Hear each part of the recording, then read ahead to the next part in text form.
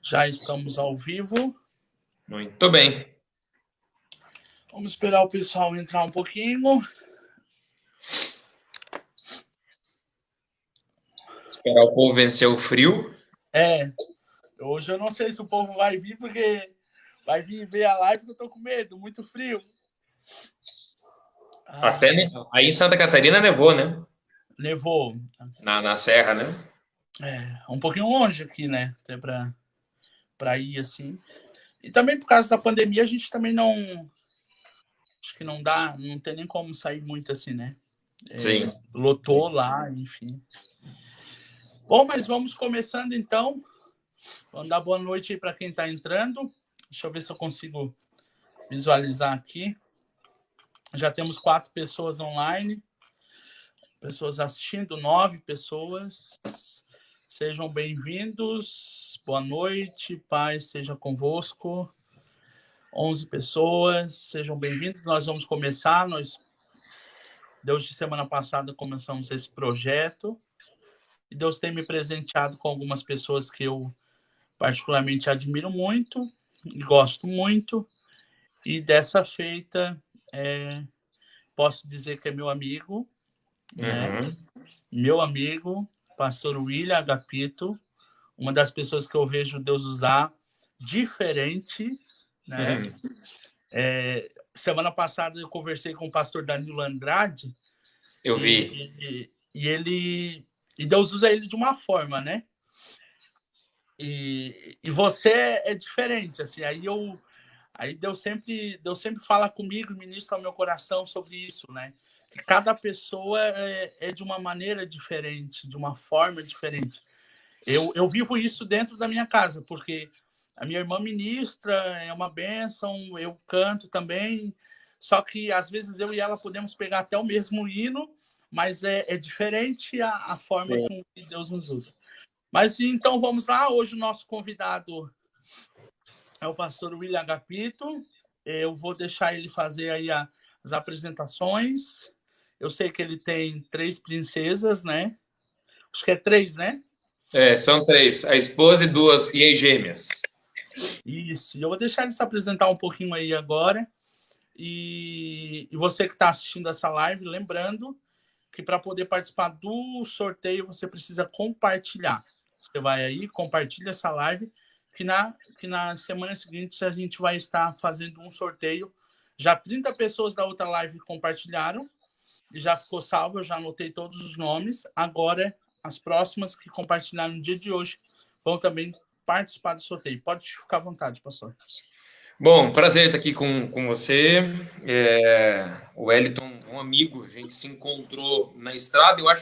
Eu estava puxando pela memória hoje, conversando com a minha esposa, onde foi que nós nos encontramos a primeira vez. E se eu não estou errado, e é bem provável que eu esteja, mas se eu não estiver errado, foi naquele congresso que eu estava com o Leandro Borges, Foi lá. Em Sombrio. Isso, lá foi a primeira vez. Então não estou errado, não. Foi em Sombrio. Não, tá certo. Você ministrou lá um louvor e foi incrível. E de lá para cá a gente tem nutrido uma amizade. E eu louvo a Deus pela sua vida, pela sua família, pela sua casa, que são incríveis. Eu me chamo William Agapito. Eu sou casado com a Tatiane, pai das gêmeas Agapito. @gêmeas Agapito, segue nós. A Laura e a Luísa. Sou da cidade de Ibiúna, no interior de São Paulo. Sou pregador da palavra e há 24 anos. E Deus tem sido bondoso para conosco. E nesse exato momento eu estou com muito frio. Mas estamos aí. Estamos aí. William, 24 anos ministrando? 24 anos ministrando. Começou com quantos anos, então? Então, eu tenho 28 anos. Estou indo para 29. Eu sabia que você era parecido com a minha idade. Eu disse, ué, Eu comecei a pregar com 4 anos de idade. A primeira vez que eu ministrei a palavra, eu subi numa cadeira, o povo me enxergava do lado do púlpito. E isso é interessante porque dizem que quem tem filho grande é girafa, né? Mas eu já cresci, eu já nasci num altar grande, né? Interessante isso. Meu pai e minha mãe, eles são zeladores de igreja há muitos anos. O processo de conversão dos meus pais foi por minha causa, foi pelo meu nascimento. E Deus tinha uma promessa. Mamãe estava num culto com o pai, e eles eram católicos, apostólicos, comando o pé junto.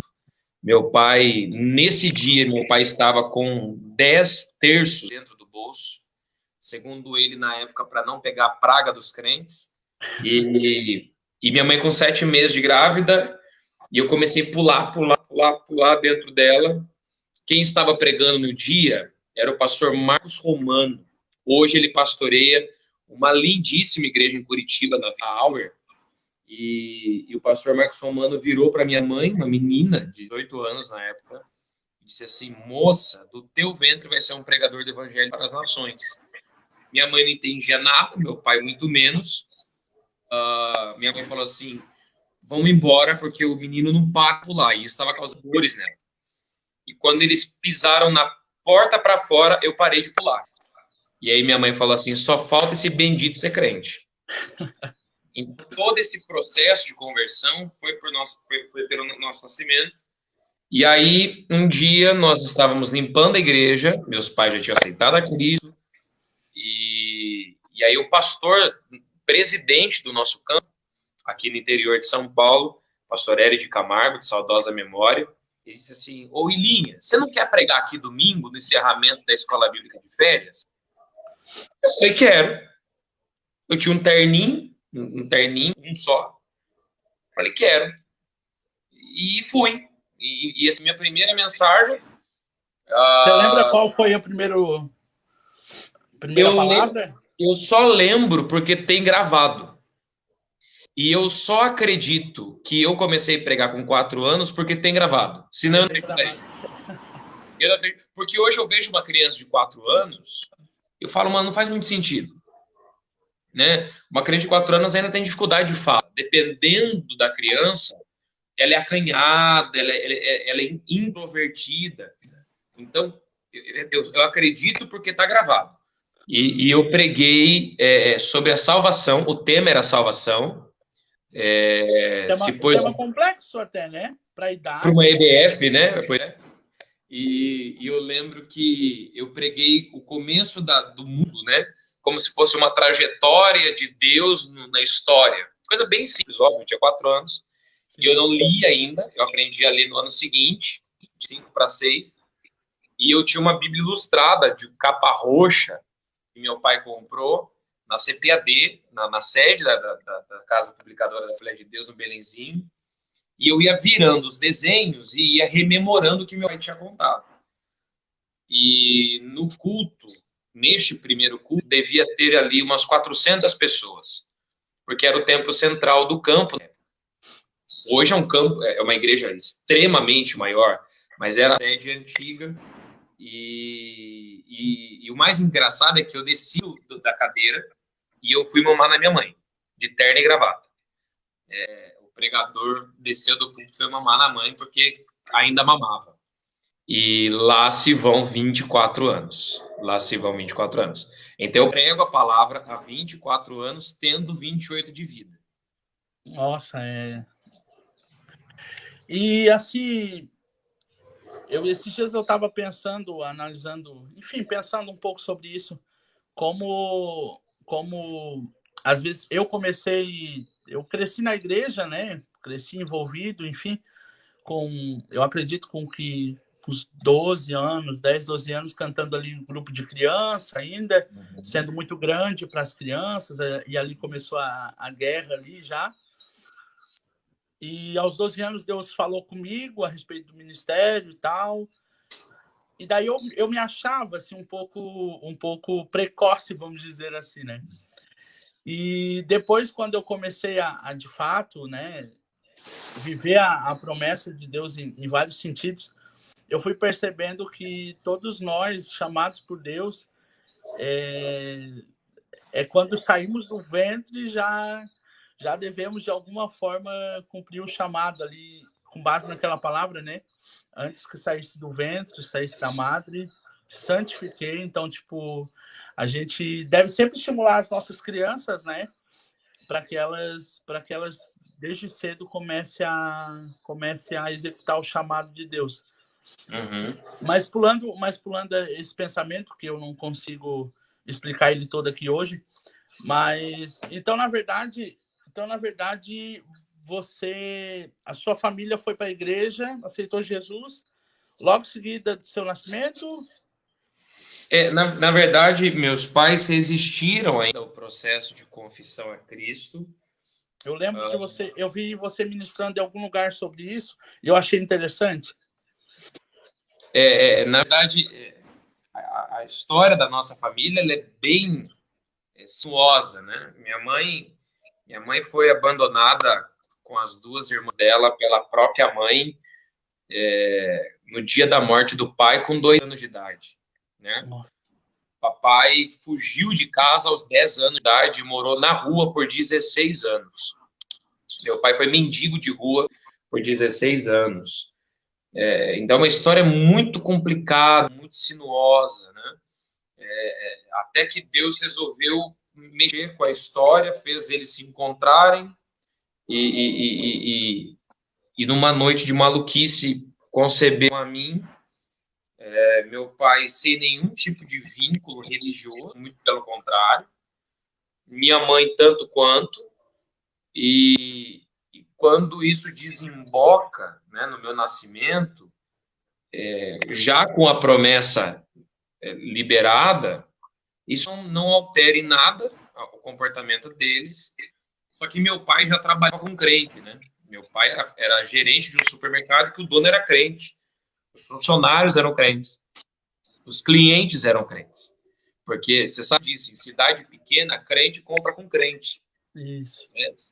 E aí, então, a galera da igreja ia para esse mercado que era do irmão da igreja. E meu pai estava lá. E nós tínhamos aqui, como quase todos os campos antigamente tinham, um pastor que batizava quase todo mundo. E aqui, no nosso caso, era o pastor Raimundo Santana, que faleceu recentemente, que ele batizou uma galera. E aí ele parava no caixa e falava com meu pai: eu ainda vou te batizar. E tinha bois, né, vacas, esse pastor. E o pai falava assim: nem que você me pegue a laço, você não segue. Meu pai era teimoso, difícil. Quando eu tinha 3 anos, me deu uma hérnia no vão das minhas perninhas. E essa hérnia foi crescendo, ao ponto que eu já não conseguia fechar a perna. Levou no médico, o médico disse: vai ter que operar. A gente vai ter que entrar com um processo cirúrgico no William, porque não tem o que fazer. E aí ele lembrou dos crentes. 3 anos. Aí ele lembrou dos crentes, lembrou da irmã Jacira. A irmã Jacira é uma senhora que está no Instagram, inclusive. A irmã Jacira é top demais. Top, então vou seguir ela lá. A irmã Jacira é top, tem mais de 80 anos. E grande mulher de Deus, aquelas irmãs do coque, que quando vai chegando perto, vai te arrepiando inteiro, você fala: Jesus tem poder. E aí, já irmã pede perdão Jacira, por tudo quanto é pecado, né? Não, irmão, ela te olhou torto, você começa a pedir perdão por você, vai no flow ali. E aí, a irmã Jacira foi na minha casa e ela orou por mim e ela disse assim: se eu sou mulher de Deus, de hoje para amanhã essa hérnia some. E foi o que aconteceu. Na manhã seguinte, meu pai foi ao berço e não tinha mais nada. Nada. Sumiu completamente. E aquilo foi o suficiente para eles irem para a igreja. Meus pais aceitaram Jesus juntos, foram batizados juntos, e 6 meses depois, nós estávamos morando na igreja, como caseiros da igreja, zelador da igreja. 6 meses? 6 meses depois. Com 6 meses de crente, meu pai já tinha largado tudo. Ele deixou de ser um gerente de supermercado para viver de R$50 de salário. R$50 de salário. É desse que Deus pega, né? Não queria nada com crente. É isso. E terno 24 horas por dia, nessa pegada. E aí, 3 meses depois, nesse processo de conversão, veio o convite para eu pregar a primeira vez. Quando meus pais tinham 10 anos, 10 meses de idade, eu preguei minha primeira mensagem. Então, tudo foi muito intenso, tudo foi muito rápido. Meu avô, por parte de pai, odiava crente. Odiava. Ele colocou uma cruz preta no sítio dele uma vez e escreveu uma plaquinha à mão embaixo. Protestantes aqui não são bem-vindos. Nossa. Então, e aí Jesus resolveu entrar nessa família toda arrebentada e através de nós, através desse testemunho, através da conversão dos meus pais, as coisas foram caminhando, Deus foi se revelando para nossa família e para nossa casa. Hoje o seu pai é pastor hoje, né? Isso. Pastor Wilson Agapito. Você também tem mais um irmão, né? Eu tenho esse. Ele é mais novo, ele é 12 anos mais novo que eu. E canta, toca, é um músico incrível. Eu queria ser um terço do músico Isaac é. Não sou, eu toco 3 notas. Qual é a influência da música, porque da música com você? Você começou cantando ou claro que você já disse que é pregando, mas em qual momento você, porque particularmente eu gosto muito quando você começa a ministrar, né? E eu fico pensando, meu Deus, esse cara, ele não só prega, ele canta também. E como é que é a música disso? Como é que foi só nas ministrações? Cara, eu sou sempre muito sincero nessa resposta, que eu queria ter uma história bonita para contar sobre a música entrando na minha vida. Eu queria ter, olha, foi um momento que... Mas não. Eu tenho a impressão, você falou um negócio que é muito...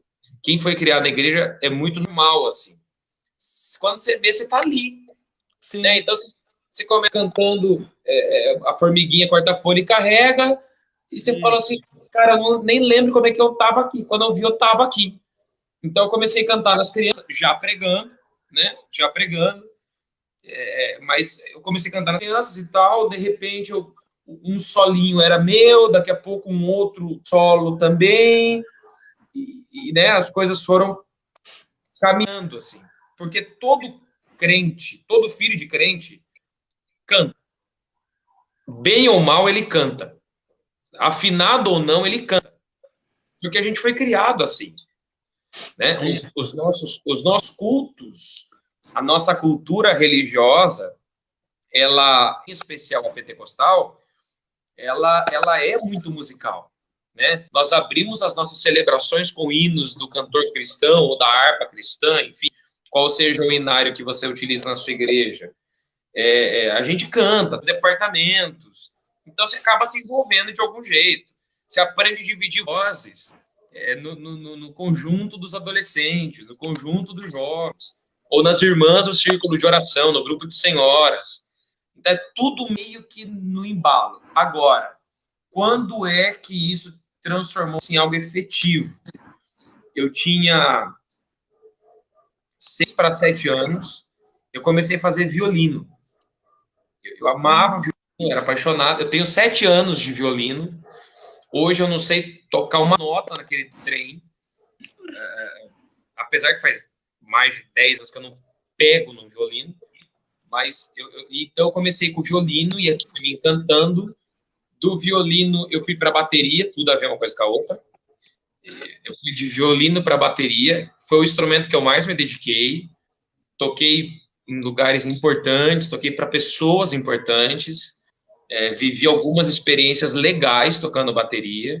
Eu sou a prova que baterista é crente. Existe baterista crente. É difícil. Os bateristas que estão na live vão ficar felizes. Eu sou um defensor que músico é crente, que músico ora também. E aí eu fui para a bateria, me dediquei muito ali, muito mesmo. Eu tenho horas da minha vida de cada bateria. Transformou-se numa paixão minha.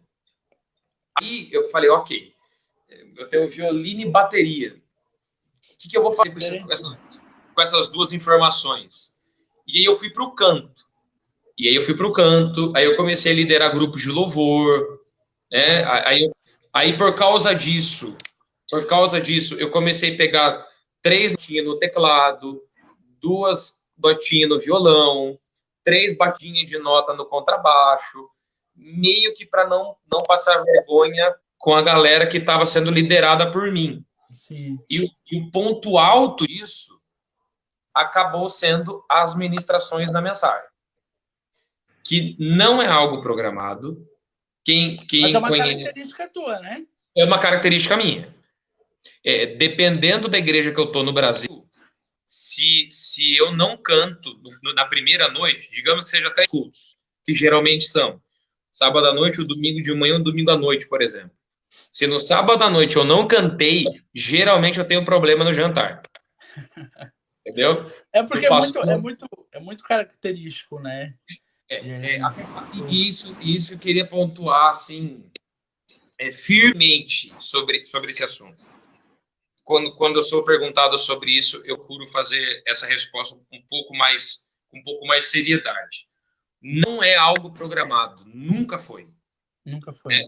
Não foi eu olhando e falando, o que não tem? O que as pessoas não fazem? E comecei. Não foi isso. Quando eu vi, eu estava fazendo. É algo que Deus confiou a mim e eu falei, ok, é nisso que Deus quer fazer alguma coisa, então eu vou me dedicar para isso. Aí eu deixei toda essa história de ladinho, então, o violino, a bateria. Eu fui professor de canto, eu fui professor de teclado, sem saber tocar teclado. Fui professor de violão, sem saber tocar violão. Já fiz jingle de campanha política, mas muito jingle. Já perdi noites e noites de final de semana em claro, dentro de estúdio. Enfim, eu deixo tudo isso de lado e começo a me dedicar um pouco mais. Por quê? Pregar e cantar são coisas completamente diferentes, apesar de andarem juntas, aparentemente, são preocupações em todos os aspectos, inclusive físicos, díspares, são coisas diferentes. Então, o preparo vocal para quem canta é diferente do preparo vocal para quem prega. O cuidado com pregas vocais, com entonação de quem prega é diferente de quem canta. Eu tenho que ter as duas. Né? Então, é muito interessante. O comecinho disso foi bem interessante. Hoje, não. Hoje é um negócio muito automático. É muito mesmo. Quando eu vejo cantando. Eu acho fantástico, porque eu né, comecei cantando no playback, então eu tô com muita dificuldade para ir pro ao vivo, né? Então, eu fico ali, a minha irmã às vezes tenta me ensinar e tal, e eu fico tentando pegar nota, e daí você tá pregando, tá lá e já pega certinho, daí isso me dá... Eu consigo, eu chego lá. Mas é uma questão de ouvido, né? Você disse, acaba que todos esses instrumentos, de alguma forma, foram te exatamente para isso, né? Então... Exatamente. E outra, né? E um mais, na verdade, não é nem outra, mas um mais. É uma construção, né? Tudo que a gente é uma construção daquilo que a gente já foi em algum momento. Então, você vai tijolinho por tijolinho. Eu vejo mensagens minhas de, sei lá, 5 anos atrás, eu fico assim, meu Deus, o que esse menino está fazendo? Né? Como deve acontecer com você também. Isso. Você fala assim, poxa, mas menino, não entra aí. Melhora essa nota, ou essa entonação, essa nota não entrou inteira. E isso vale tanto para a mensagem, quanto, enfim, para qualquer coisa que a gente faça. Nós somos uma construção, né, de tudo que a gente é até se tornar aquilo que é no momento, e continuamos nesse processo de construção. Uma outra característica sua também é usar o pedestal, né? Também. Mas assim, agora, nos últimos anos, a gente ainda veja mais gente, né? Mais gente usando. Mas você já usava, você começou usando agora ou você já usava, já deu de novo? Olha, essa é uma pergunta interessante. É porque acaba que dá uma postura, faz... parece que dá mais segurança. Acho que para quem veja ministrando, parece que a pessoa está muito mais segura do que segurando o microfone. Eu queria poder ser assim, ser mais fino, né? mas eu não consigo. Eu cresci ensaiando nesse quarto. Esse quarto era do meu irmão. Ele é 10 anos mais velho que eu. Então, ele tinha CD, som, tudo que tinha. Ele é dono de livraria, né? Ele tem 2 livrarias. Então, tudo que tinha de novidade tinha nesse quarto, né? Ele trazia para cá.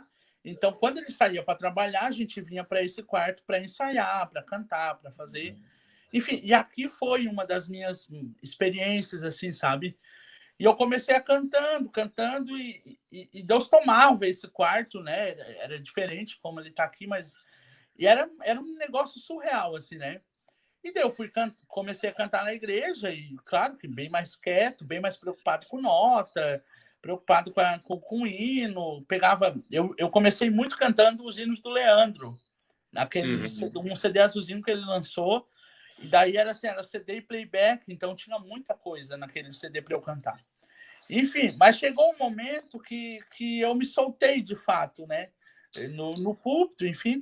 Daí as pessoas ficavam um pouco surpresas, né?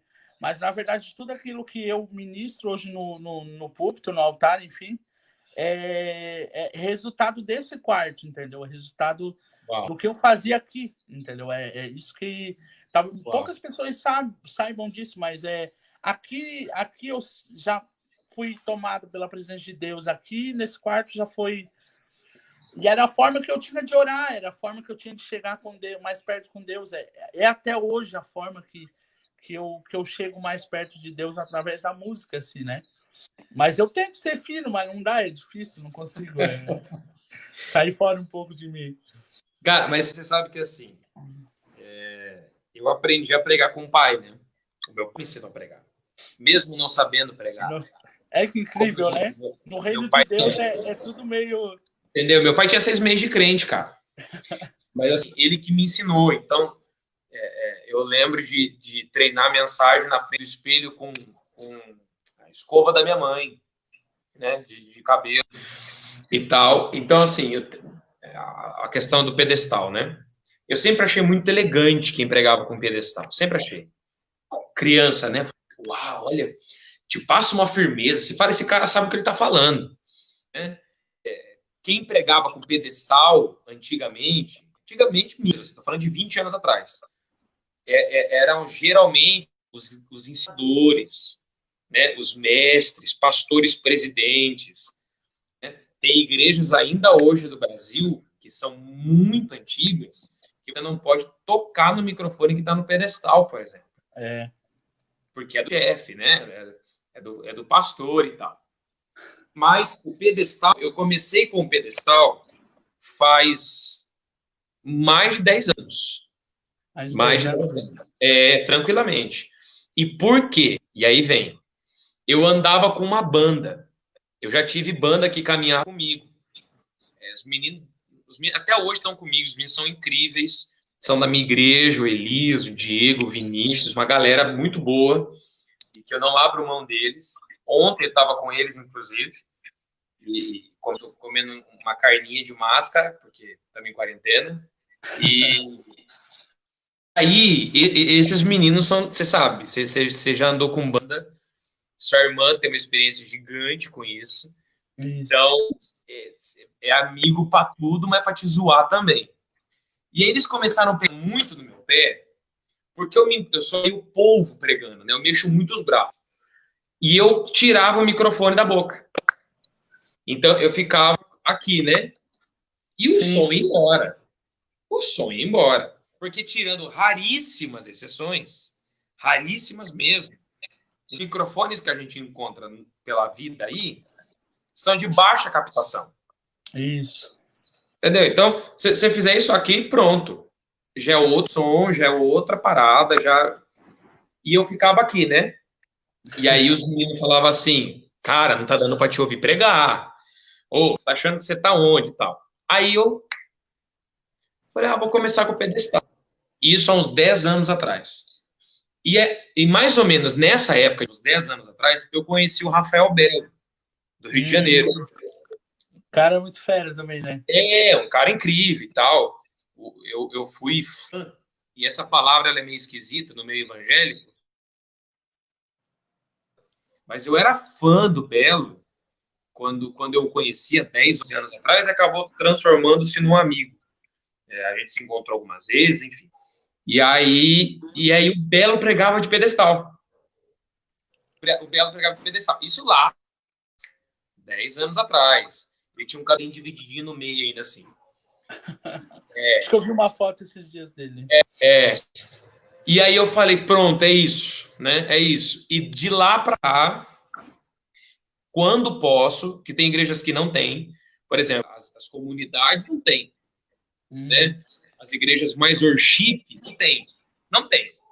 Então você leva na mão, ou então eles te dão um headsetzinho e tal.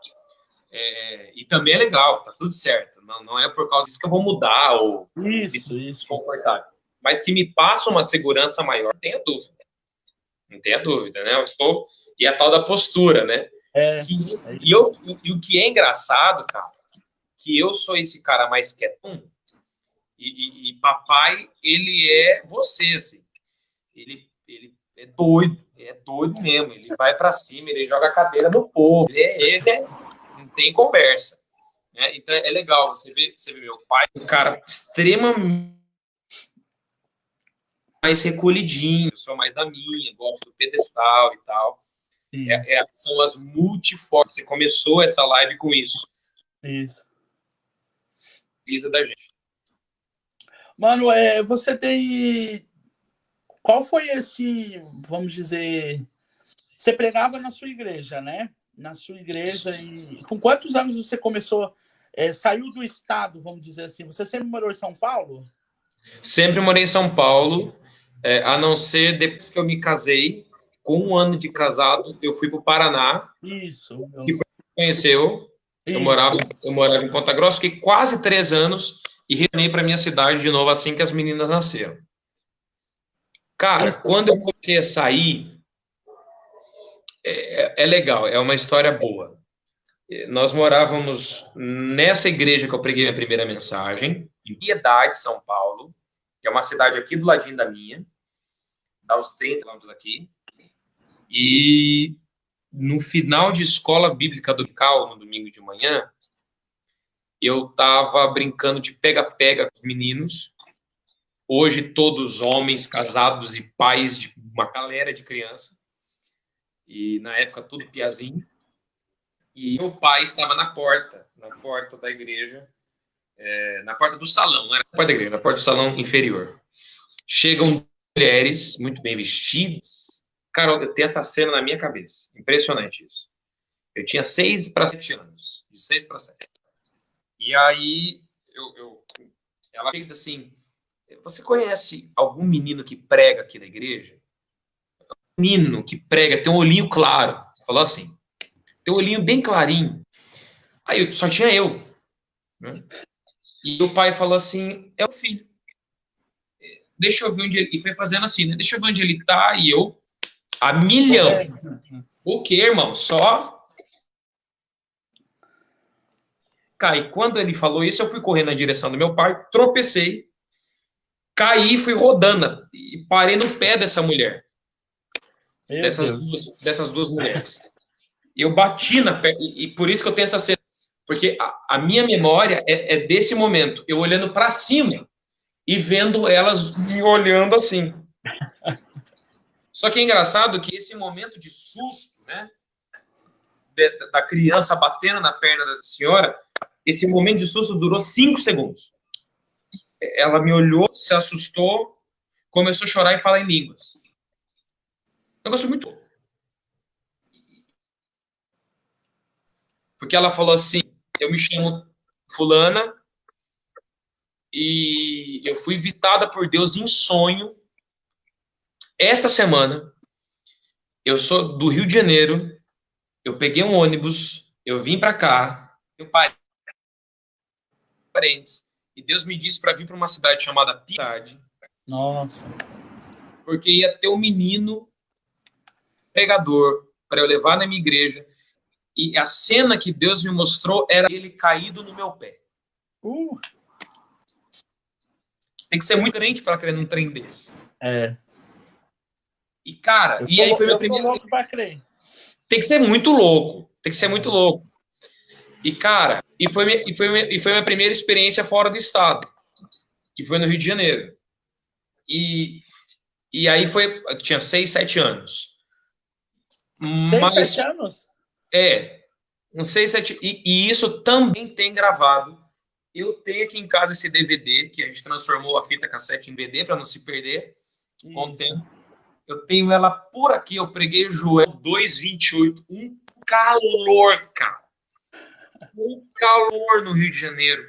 Eu tava com um terninho vinho. Meu Jeová, como eu suava, né? E foi a minha primeira experiência para fora do estado, né? Para fora do estado. E de lá para cá, aí as coisas foram caminhando. William, eu sei que de lá para cá são bastante anos aí já de exercendo o ministério, né? Claro que a nossa vida com Deus é cheia de experiências com Deus e de momentos extraordinários. Se eu fosse te pedir agora na fase adulta uma experiência marcante com Deus, sempre que eu te vejo ministrando, eu sempre vejo você contando coisas que Deus fez e em um dos eventos que eu te vi ministrando marcou muito a minha vida. E até para o ofertório, porque é uma coisa difícil eu particularmente penso que é uma coisa mais difícil de fazer. E naquela noite Deus te usou muito. Eu disse, meu Deus, até para fazer o ofertório, Deus está usando ele. Então, assim, me conta uma experiência, não necessariamente nesse sentido, mas uma experiência com Deus, dessas que a gente, como bom pentecostal e bem doido, gosta de ouvir, assim. Cara, eu fui criado a ferro e fogo, né, cara? Meu pai aceitou o ministério assim que aceitou a Cristo e nós fomos para o campo missionário. Então, toda a minha infância foi no campo missionário, até os 13 anos de idade. E, para você ter noção, minha primeira televisão eu tive com 14 anos. Né? Uma infância muito pobre, muito difícil, muito cheia de faltas e de ausências. E então eu tenho experiências com Deus nesse sentido desde minha primeira lembrança. Eu fui criado dentro de um ambiente que a nossa fé era testada diariamente.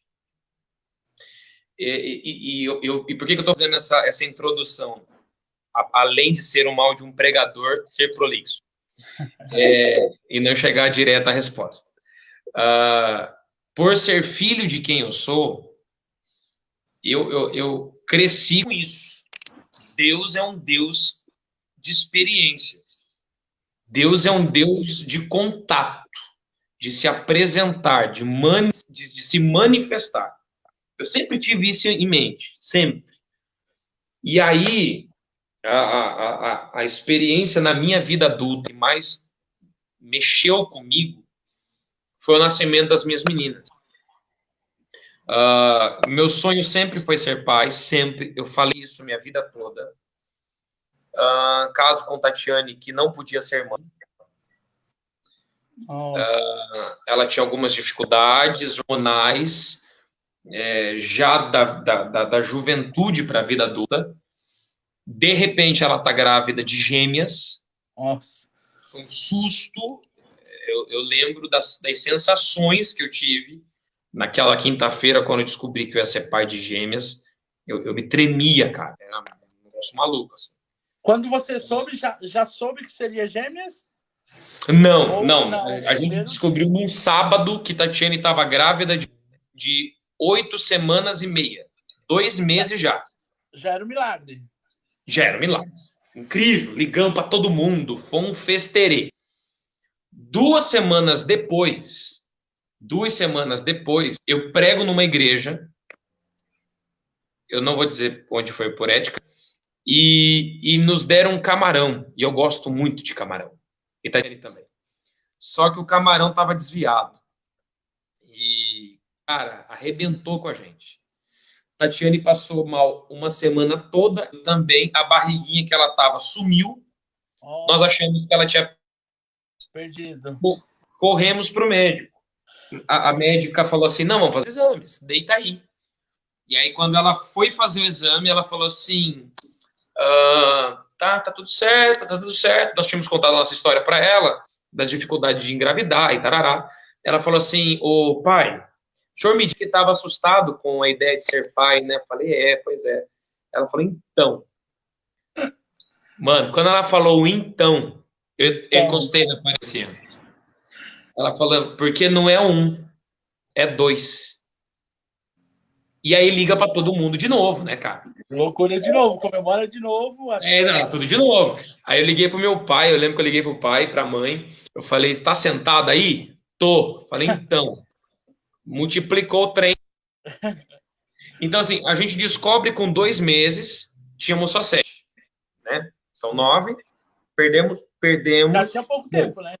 Isso. 7. Como são 2, é tudo dobrado. Literalmente tudo. Então corta no meio de novo. Meus pais que o digam. Exatamente. Exatamente. Eles só souberam, meus pais, minhas irmãs têm 31 anos, né? Uhum. Eles só souberam uma semana antes. Eles contam porque a mãe, né, acabou engordando bastante e tal, e daí um dia deitado ela percebeu que a barriga fazia um valo no meio. E daí ela disse para um doutor conhecido aqui na região, disse, doutor, não é 2? Daí ele disse, não, tá louca, guria, não é 2. É um bebê muito grande. Daí foram fazer, não sei se era ultrassom na época, enfim, o que era, que ele disse, pode ser 2. Não era nem de certeza. E quando nasceu as 2, né? Uau! Aí, mano, elas iam nascer dia 14 de fevereiro. Dia 14 de fevereiro de 2019. Resolveram se adiantar e nasceram 31 de dezembro de 2018. Meu Deus, 31. 44 dias antes da hora. Na virada do ano. Um desespero, uma loucura, uma correria, né? Aquela coisa. Então você teve quantos meses para se programar? Foi bem pouco daí, né? Basicamente 4 meses. Meu basicamente. Deus. 4 meses e meio. Nós morávamos no Paraná, né? Então, nós morávamos em Ponta Grossa, no Paraná. Só que nós estávamos passando Natal e Ano Novo aqui. Meus pais estão aqui, os pais dela estão aqui e tal. Elas nasceram aqui. Numa cidade que não tem UTI neonatal, numa cidade que não tem uma estrutura hospitalar grande. Enfim, loucura, uma loucura. Chegamos no hospital, era 5 da manhã. Chegamos no hospital, não havia um parto sendo feito. Nossa. Não havia uma gestante internada. Não havia um bebê recém-nascido no hospital. Todo o andar de médicos do hospital de Biúna estava à disposição da Tatiane e das meninas. Então ali já era a mão de Deus. Já era a mão de Deus, é verdade. Nós chegamos, Tatiane estava programada mentalmente para um parto cesariano. Imagina, Tatiane é minúscula, sim, é pequenininha, magrinha e tal. Como é que vai parir 2 meninas? E aí a médica disse, olha, mãe, você tá com 6 dedos de dilatação. Com 10 nasce. E ela não sentiu nada. Nada. Um desconfortinho. Nada. Eu tava mais nervoso que ela. 6 e 12. Laura nasce. Um choro gostoso, mano. Um choro forte. Rasgado. Eu não pude entrar. A médica não permitiu ver o parto, por se tratar de um parto de risco. Aquele choro gostoso. Mas ela nasceu de parto normal daí. Normal. É milagre por cima de milagre. E a diferença do nascimento de um gemelar para o outro é de 30 segundos a 2 minutos.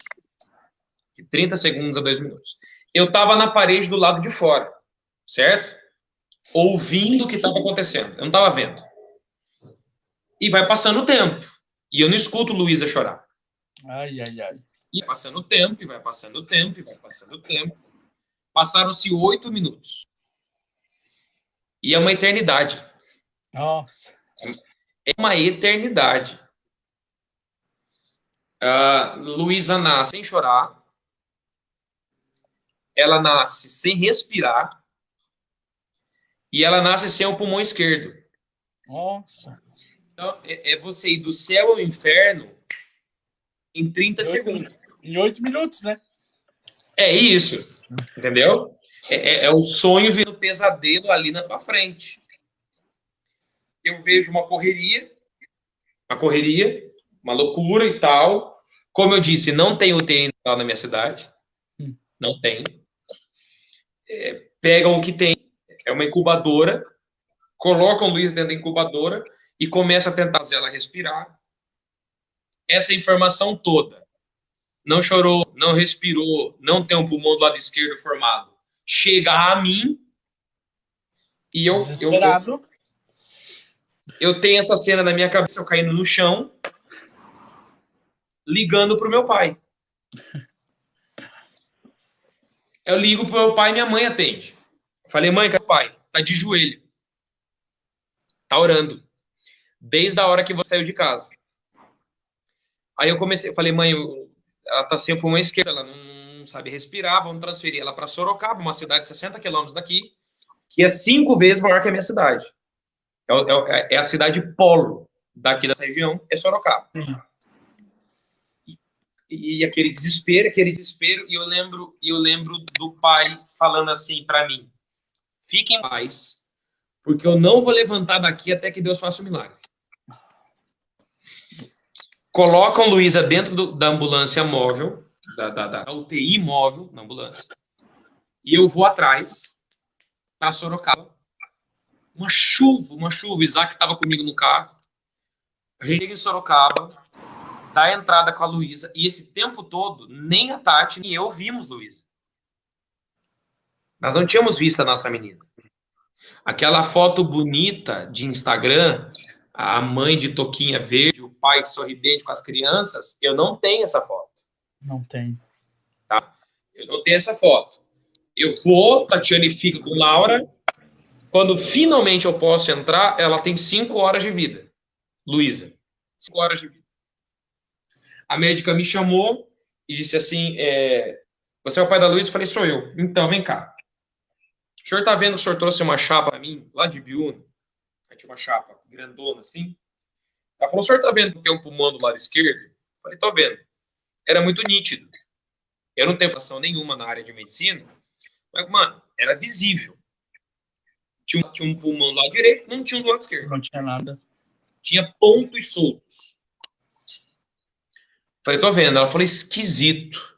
Eu fiz 3 chapas. A chapa, a prova e a contraprova agora, porque ela tem 5 horas de vida. O senhor Aí ela jogou na mesa assim, ó, aberto. Ela falou, o senhor consegue me explicar como é que tem pulmões ao invés de um? Aí, cara, eu lembro disso. Eu lembro de eu... Sabe essa... Até cair a ficha e você fala, o que tá acontecendo? Aí eu falei, desculpa. Ela falou, ela tá com os 2 pulmões formados. Aí já era. Aí já era. Aí o pentecostal volta. Aí você já quer dar... Eu já tô no manto. Entendeu? Aí você já quer sair correndo no meio da UTI. Aí você já fica louco. Então foi, na minha vida adulta, a experiência mais incrível que eu vivi. Deus operou um milagre em 5 horas. Em 5... E assim, uma coisa é melhorar aquilo que já tem, né? Uma coisa é melhorar aquilo que já tem. Quando que Deus já é um milagre. Isso, já é um milagre, já é, né?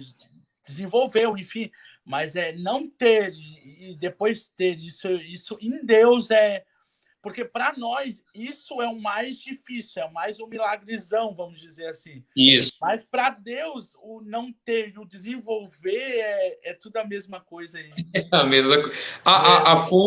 A fonte de origem está nele. É surreal isso, gente. Deus é terrível quando ele quer ser terrível, ele é terrível. Assim. É terrível. Ele é terrível. Ele faz. E às vezes eu fico analisando algumas experiências que a gente tem com Deus e tal. Eu fico pensando assim, Deus, não, tu não presta assim, Deus não é... Porque a gente sempre pensa, né? Deus vem por aqui, daí Deus marca e vem pelo outro. Deus...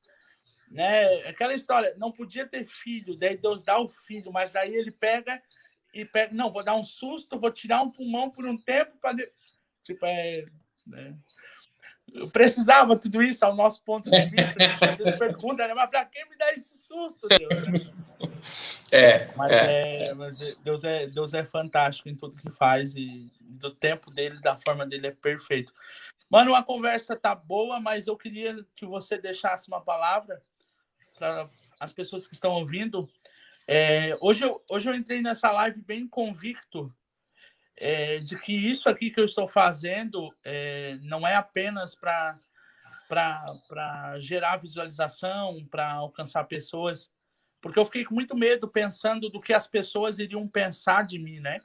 Uhum. Só que hoje eu recebi uma mensagem de uma pessoa, que por ética eu não vou falar o nome, que Deus falou com ela na semana passada, sabe? Uhum. E isso, para mim, não tem preço, assim, sabe? E, tipo, era só um bate-papo, né? Não teve aquela formalidade de culto, né? Ninguém tava com roupa social, né? Ninguém tava...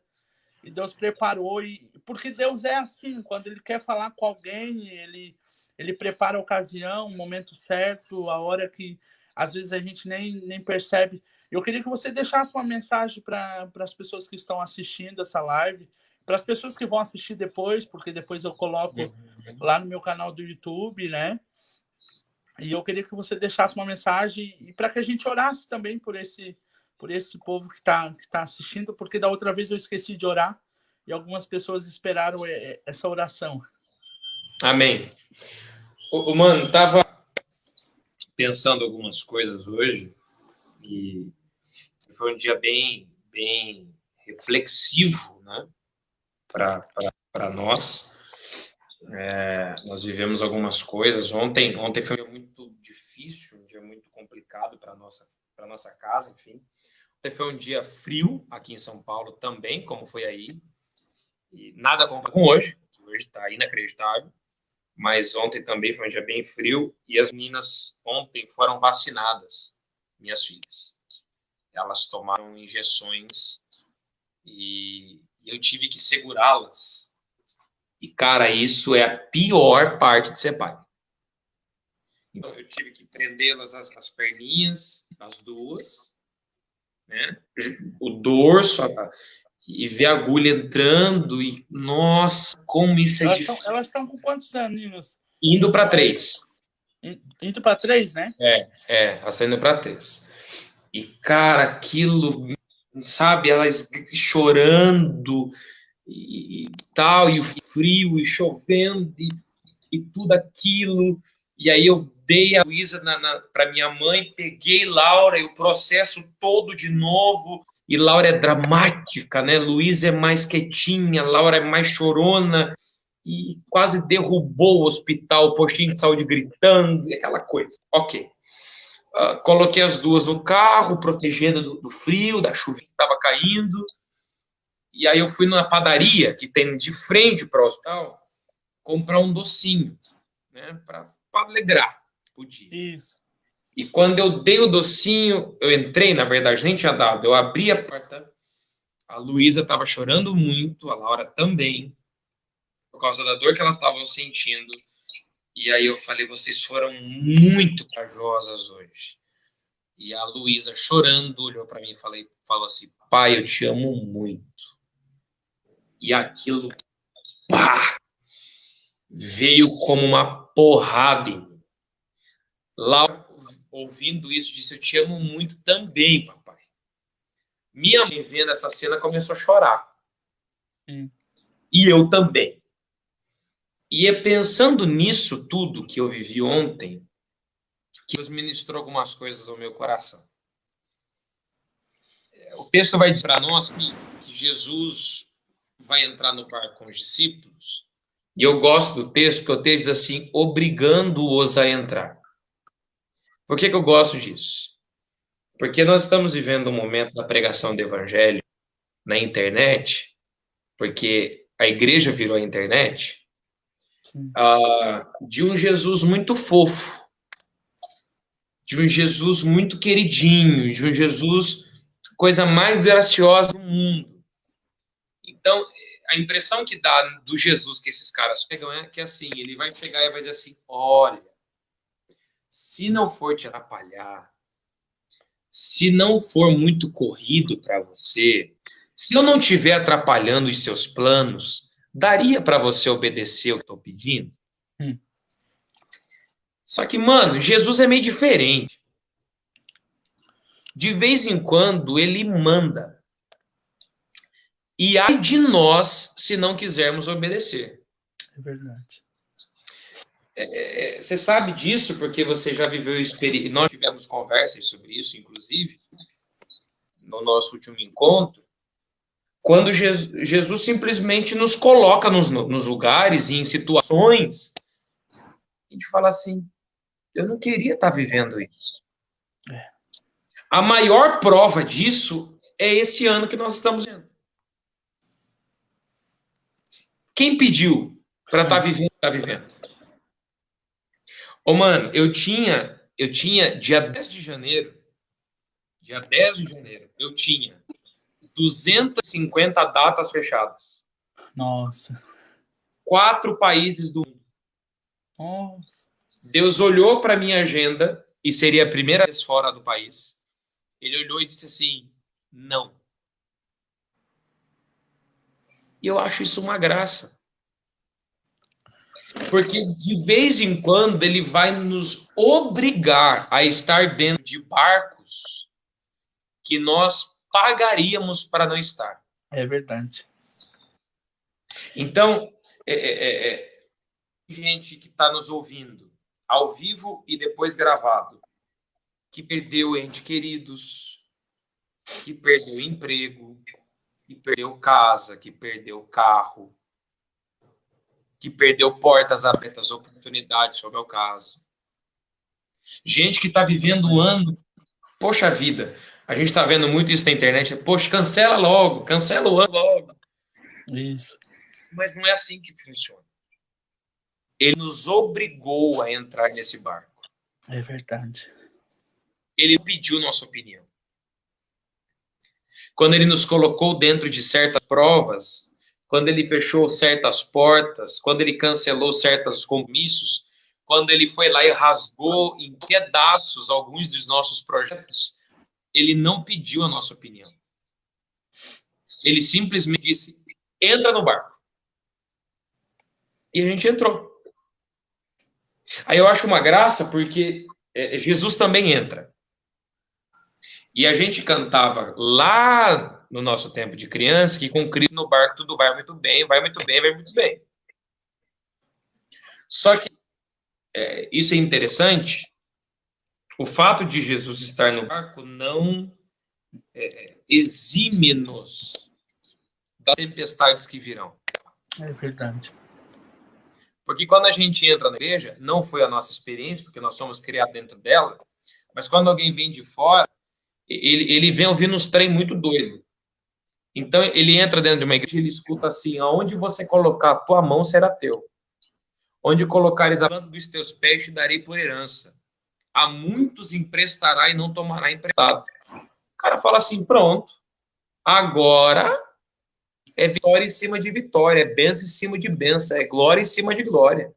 É a Damares cantando em looping. Agora é só vitória, só vitória, só vitória, só... Só que, cara, não é. Não é. Não é. Aí eu pergunto: Eu pergunto, você me responde, mano. Quando Jesus entrou naquele barco com os meninos, ele não sabia que ia ter uma tempestade daqui a pouco? Então, Sabia. por que ele não fala? Por quê, né? Esses dias eu respondi uma DM de uma guria no meu Instagram e eu recebo umas DMs incríveis, de umas perguntas extraordinárias. E ela me disse assim, pastor, por que Deus não conta tudo pra gente? Eu já me fiz essa pergunta. Eu também. Eu também. O que é que ele simplesmente diz assim, então, olha aqui, Érico, esse aqui é o livro da tua vida, eu vou abrir aqui para você para falar como serão os próximos 6 anos. As portas que vão se abrir, as que vão fechar, as pessoas que vão chegar, aquelas que vão embora, as oportunidades que vão aparecer, as lutas que vão vir, os buraquinhos que você tem que desviar. Aí você pensa, poxa, seria muito mais fácil. Muito mais fácil. Mas, olha o Pedro.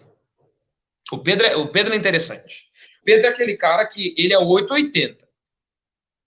Então, no momento ele diz, quem dizem que eu sou? Ele levanta a mão e diz assim, licença, tu és o filho de Deus.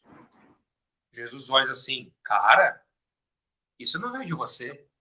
Foi o Espírito de Deus que te revelou. Na página seguinte, Jesus vai olhar para esse mesmo cara e vai dizer assim, para trás de mim, Satanás. Loucura, né? Não é louco isso?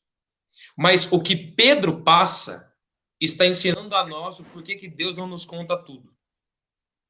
A nossa mente, ele é um campo inviolável de Satanás. Satanás não consegue penetrar a nossa mente, o nosso pensamento. Não tem autorização para isso, a não ser que eu dê essa autorização. Satanás não tem a chave da porta dos meus pensamentos. Mas se eu entregá-la, ele entra e arregaça com tudo. É por isso que ninguém se suicida de um dia para o outro. Ninguém se mata, ele vem se matando. Ninguém se prostitui, ele vem se prostituindo. Ninguém fornica, ninguém divorcia, vem divorciando. É um processo de invasão de Satanás nos nossos pensamentos. Quando nós damos a chave da porta. Por que é que Deus não nos confia tudo que ele fará conosco? Porque se ele põe dentro do nosso entendimento isso, Satanás tem acesso. Na primeira oportunidade que eu abro a porta, ele vem e toma conta daquilo que Deus dentro dessa biblioteca colocou. Então, eu não sei. Mas se eu não sei, o diabo também não sabe. Eu não conheço, mas se eu não conheço, ele também não conhece. Deus esconde de mim para não revelar o diabo. Nossa. Então, a ideia que nós deveríamos ter não é, poxa vida, Deus não me conta nada. É, uau, ele não me conta nada. Porque nós somos o ponto fraco no meio desse elo, né? Exatamente. Eu nunca tinha pensado por esse jeito. É uma relação descompensada. Um Deus poderoso com um homem frágil. Um Deus eterno com um homem mortal. Um Deus ilimitado com um homem limitadíssimo. Então, é por isso que Deus não nos conta. E ainda bem que não nos conta. Ainda bem que ele não nos conta. Esses dias eu estava numa das minhas classes de teologia e eu falei assim, gente, e se Deus contasse para nós tudo o que ele quer fazer por nós? Um dos meus alunos mais engraçados que eu tenho falou assim, a gente ia se matar. E é verdade. E é verdade. Então, por que é que por que Jesus não fala para esses meninos, olha, tem uma tempestade chegando ali? Porque eles não iriam querer entrar no barco. É verdade. Porque ninguém em sã consciência entra numa tempestade. Mas dá para você entender que se eles não entram nesse barco, eles perderiam a mais poderosa manifestação contra a natureza de Jesus em todo o seu ministério? Porque andar por cima da água, que é uma outra tempestade, não é ir contra a natureza, mas é favorecer-se dela em prol de caminhar até o barco que os meninos estão. Aqui não. Aqui há um enfrentamento, aqui há um confronto. É a única vez nos 3 anos e meio do ministério de Jesus que ele vai contra a natureza. Tanto que quando essa história vai terminar, o que os meninos vão fazer? Quem é esse? Então, pera lá. Dá para você entender que tempestades inéditas provocam manifestações inéditas de Deus por nós? A gente está vivendo algo inédito. Isso. A frase que mais se ouve no mercado, na farmácia, na igreja, na internet é: eu nunca vivi isso. Nunca vi isso. Papai tem 60 anos. Esses dias eu estava com ele no carro, ele falou assim: nossa, filho, eu tenho 60 anos e eu nunca imaginei ver a cidade inteira de máscara. Meus pais também. Exatamente. Se tudo é inédito, a manifestação dele também será inédita. Em 1 Coríntios capítulo 4, o que olhos não viram, ouvidos não ouviram e não subiu ao coração do homem, é o que Deus tem preparado para aqueles que o amam e para aqueles que andam segundo o seu propósito.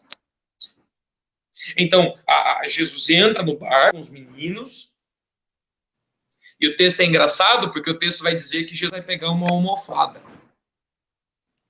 Pergunta número 1. Quem é que me leva uma almofada para dentro de um barco de pescaria? Só Jesus, né? Jesus. Não, a cena é maravilhosa. É os meninos entrando no Jesus com um travesseiro debaixo do braço, entrando no barco. Eles olham, não entendem direito, mas é Jesus, né? Eu vou questionar Jesus?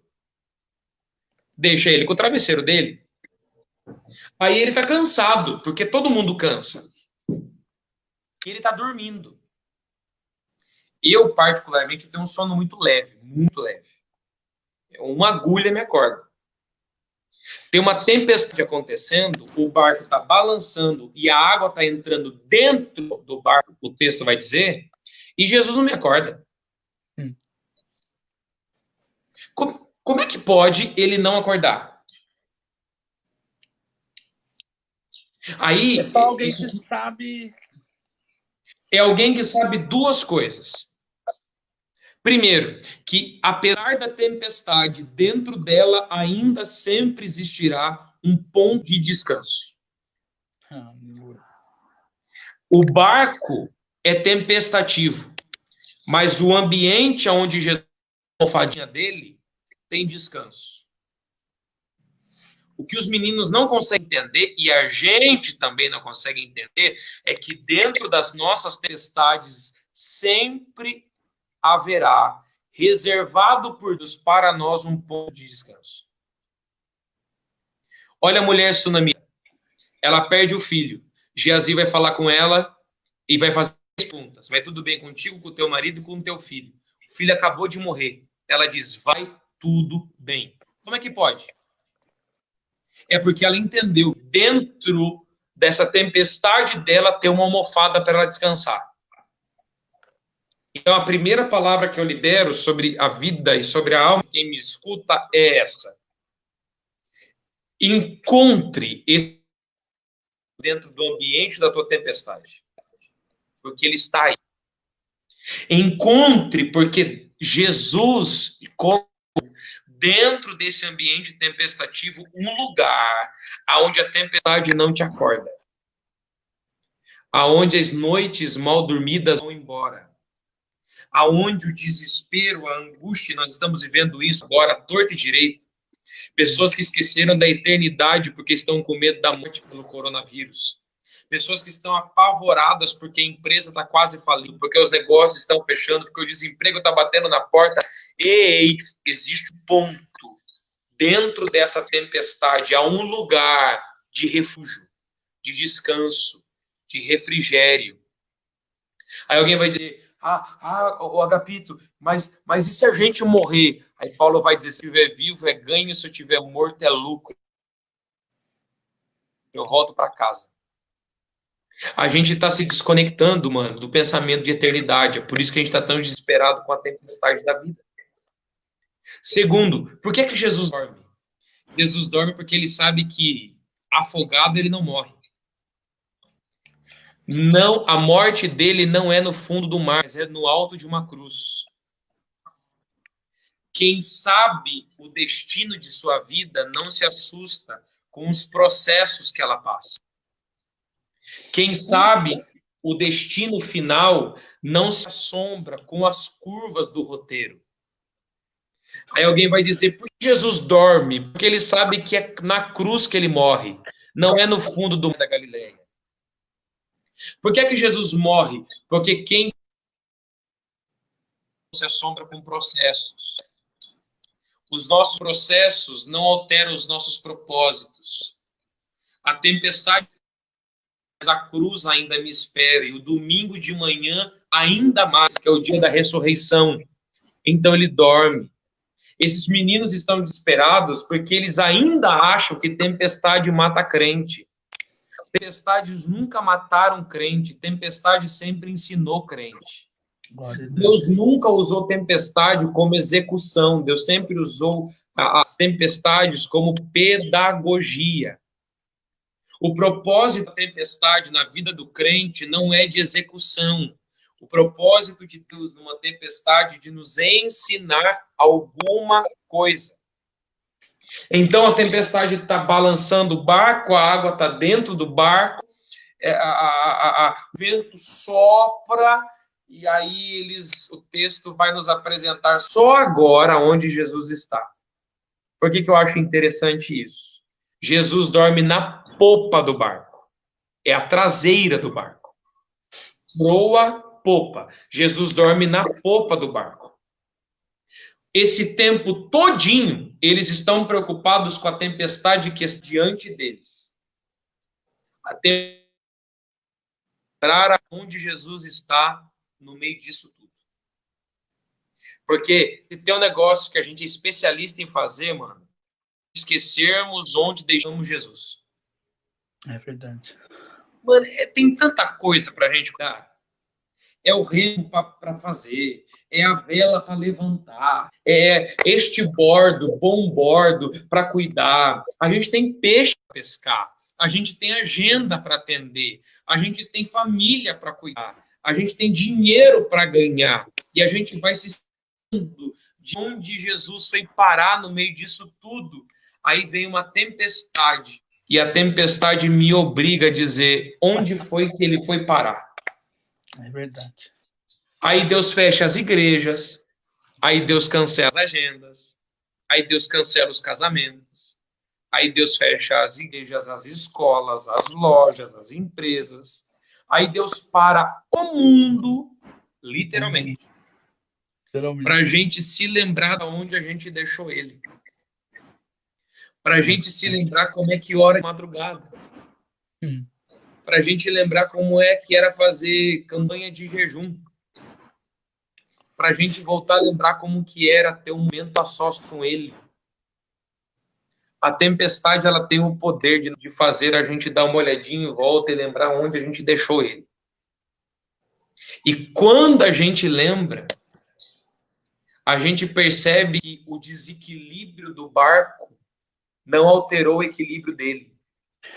E o desespero do barco não desesperou ele. Que o pavor da tempestade não apavorou a paz que existe nele. Até porque ele é o príncipe da paz. É engraçado isso, porque a gente acha que o nosso desequilíbrio desequilibra os céus. Isaías não entende isso, porque ele vê o trono de baixo desocupado pelo seu tio e acha que o trono do céu também está vacante. Aí ele vai dizer, no ano em que morreu o rei Uzias, eu vi o Senhor assentado no trono. O trono de baixo está vazio, de cima está ocupado. Embaixo tem desordem, em cima ainda tem ordem. Embaixo está em crise, o céu não entra em quarentena. É verdade. Eles vão olhar, Jesus está dormindo. E eles vão acordá-lo, e eu gosto disso. Porque é uma tempestade. Tempestade tem por característica ser uma chuva com alto volume, tanto de água quanto de vento. É um barco pesqueiro, não é um barco fechado, não é um iate. A chuva também está indo em Jesus. O vento também bate nas suas vestimentas. O balançar do barco também está nele. Só que a tempestade não tem poder de despertá-lo, mas o clamor dos meninos tem. Eu gosto disso, porque a tempestade pode ser grandiosa quanto for. Ela não move Jesus. Mas o clamor de quem está dentro do barco faz com que ele desperte. A gente precisa ser relembrado disso. Existe algo no grito da gente que faz com que ele se levante dentro da tempestade. Existe algo dentro da nossa oração, do joelho que dobra, da boca que abre, da lágrima que desce, que faz com que ele se levante. Os meninos gritaram, nos ajude, nos ajude. E eu gosto que em uma das versões que está no livro de Marcos, diz assim, não se te dá, não se importe. Não se importa que pereçamos, porque às vezes a gente tem essa impressão. Sabe o que mais me doeu ontem, enquanto as meninas eram vacinadas? O olhar delas para mim do tipo, por que é que você está deixando essa mulher fazer isso comigo? Eu estava segurando as perninhas delas, o dorso e o braço, enquanto aquela agulha entrava. E eu disse, estava frio, então isso altera ainda mais a questão. E o olhar das minhas meninas era assim, você não está vendo que eu estou sofrendo aqui? Mas dá para você entender que um sofrimento de um dia e meio causa uma proteção nelas de uma vida. Então, é os meninos dizendo assim, os meninos, são as minhas filhas sendo vacinadas. Ei, você não está vendo que eu estou sofrendo aqui? Estou vendo. Oh, o senhor não está vendo que a porta fechou, que a lágrima desceu, que o negócio foi de ponta cabeça, que a doença acabou com a gente, que a família está sendo dizimada, que o emprego foi embora, que o dinheiro está acabando, que o casamento está em crise. Estou vendo. Mas eu precisava que isso acontecesse. 1, para você entender que eu ainda estou no barco. 2, para você se relembrar de onde você me deixou. 3, para você ser lembrado que o clamor ainda desperta a ação, a minha ação, a ação dos céus, a ação no mundo espiritual ao seu favor. E 4, para você ver que posso comandar a desordem que está no ambiente que você está. Jesus levanta, olha para os meninos e diz, por que vocês têm tão pouca fé? Sabe o que Jesus está dizendo? Nas entrelinhas, num português bem nosso. Para que tudo isso? Porque eu imagino, Wellington, que tem uns rostos desesperados ali no barco. Os esbugalhados, tem uns caras brancos, pálidos. Ele está olhando e dizendo assim, gente,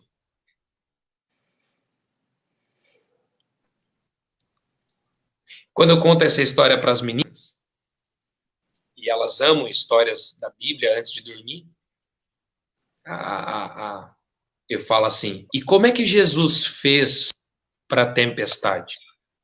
E minhas meninas assim, ele fez assim, papai. E eu acho isso uma graça. Porque é exatamente o que ele fez. Eu não sei se você já esteve em alto mar, mas quando você está em alto mar, quando uma tempestade passa, ela não passa, ela vai passando. Não é que as águas se acalmam, elas vão acalmando. Só que o texto vai dizer que ele manda o vento parar, manda o mar se acalmar, e há uma vírgula, e a vírgula diz, e houve, em positivo, bonança. E eu gosto disso, porque toda tempestade, ela deixa resquícios. Sim. Toda luta, toda prova, toda dificuldade, ela deixa marcas. Mas quando Jesus resolve levantar, a tempestade, ela não vai indo, ela simplesmente vai embora. Não é que ela vai acalmando, ela acalma-se de uma vez por todas. Houve bonança. O mar para. O vento para. A chuva para imediatamente. Tem gente preocupada com o pós-pandemia. Mas eu creio em um Jesus que quando essa tempestade terminar, porque ele resolveu se levantar, não deixará resquícios para trás. Ela vai simplesmente parar. Amém. Hoje Jesus está dizendo através da minha boca, eu estou levantando-me nos ambientes aonde estou sendo chamado e estou indo lá na tempestade dizendo, eu estou indo lá na prova, na luta, na crise, na falta, na ausência, na carência. Estou dizendo.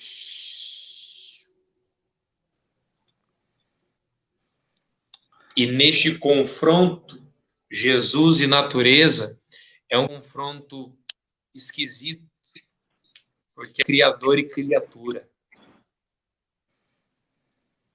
É comandante e comandado. Eles conhecem essa voz, tanto o vento, quanto a tempestade, quanto o mar. Porque quando eles ouviram a primeira vez essa voz, ela estava dizendo haja. Não é estranho a voz dele para a tempestade, nem para o vento, nem para o mar, nem para as águas tempestativas. Nessa noite de sexta-feira, Jesus ele nos traz a essa live, você que estará nos ouvindo depois disso, no gravado, tanto no Facebook quanto no YouTube, entenda isso. Basta um grito teu. Glória. E ele vai se manifestar. Aleluia. Eu quero te convidar aí onde você estiver a fechar os seus olhos agora. Porque a gente precisa ser relembrado de coisas básicas às vezes. E ele resolveu se lembrar nessa sexta-feira disso. O poder do nosso clamor é despertado. É fazê-lo se manifestar.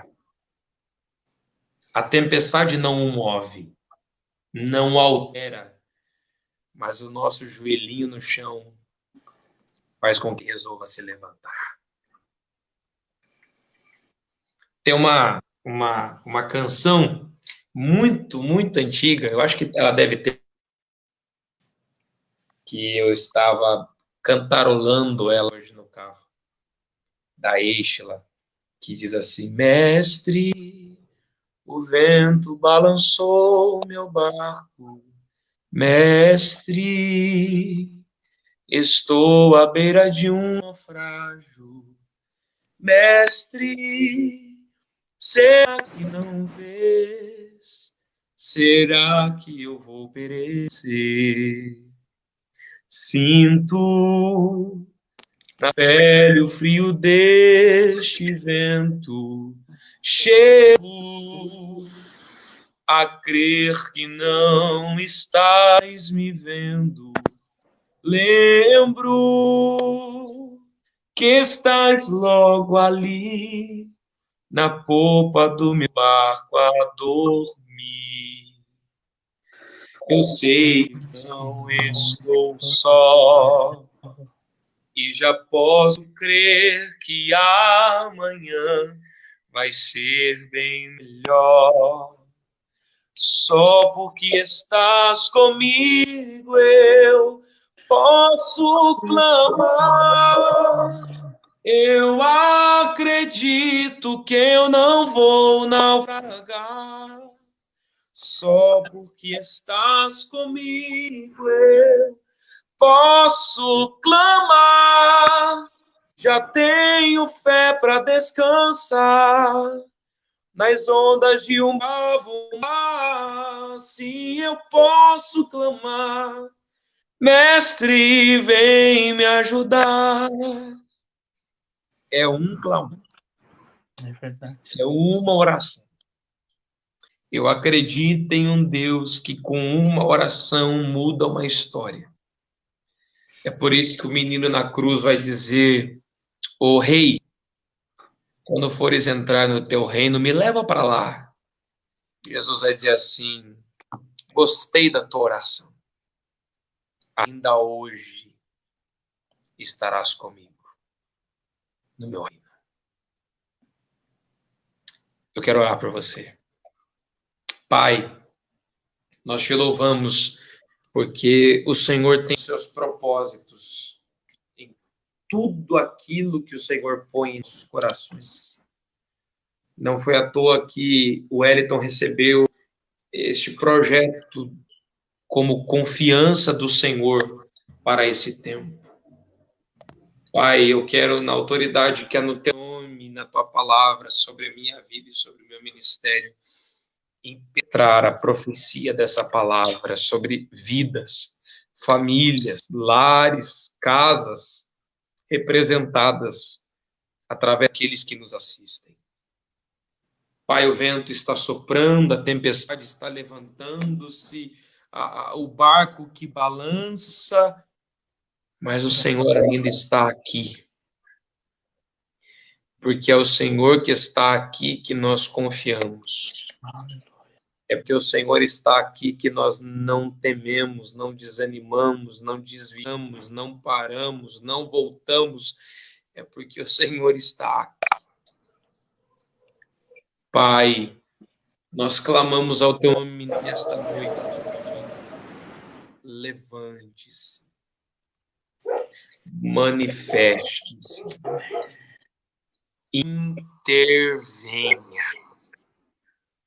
Opere, realize, toque, porque nós somos dependentes do Senhor. Acalme essa tempestade agora. Em o nome de Jesus, nós oramos. Amém. Glória a Deus. Glória a Deus. Deus é top. Marca um encontro com a gente assim. Eu quero só falar alguns nomes aqui que participaram da live com a gente. E a gente já vai encerrando. Semana que vem a gente já tem outro convidado, né? E irmão Adailson, Jaqueline Silva, meu amigo Felipe Semler, Nelly, Aini, irmão Arante, você jantou na casa dele, ele tá falando aqui. Você jantou na casa dele junto com a Antônia Gomes, quando tiveram aqui. Sim, me lembro.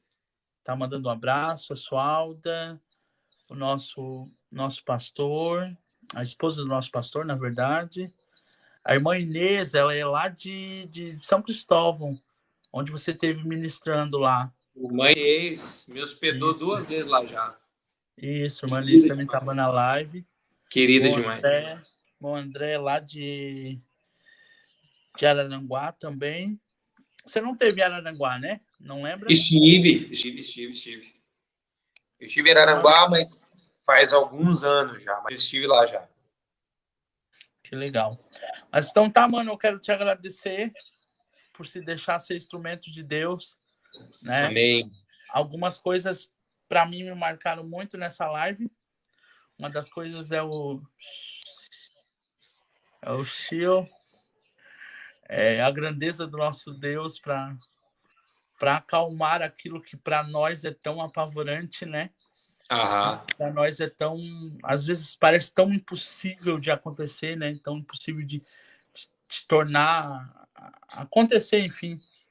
Mas muito obrigado por aceitar esse convite, Deus, de início, quando eu mandei, né? Que o céu nos dê a oportunidade de estar junto novamente. Amém. Não sei se aqui na minha igreja, mas em outros lugares. Esse ano também ia ser o primeiro ano que eu virei o ano com agenda já. Ia ser... já tinha bastante agenda até o meio do ano, assim, sabe? Ia ser... Sabe aquele ano que você pensa assim, uau, sabe? Eu virei dezembro com alguns meses fechados no fim de semana. Tipo, era a primeira vez que isso estava acontecendo, né? Geralmente eram mais, assim, né, ralos, assim, né? Mas Deus no controle. Eu percebi que Deus queria que eu tratasse algumas coisas para em outro tempo fazer a vontade dele mais pleno possível, assim, mais completo possível. Mas então tá, eu vou pedir para você sair. Eu vou ver se eu consigo sair aqui, só um minuto. Já deixa a sua palavra final, porque se eu apertar errado aqui, porque eu não sei como finaliza agora direito, aí, se eu cortar a sua fala, você me perdoa, mas já deixa a sua palavra final aí.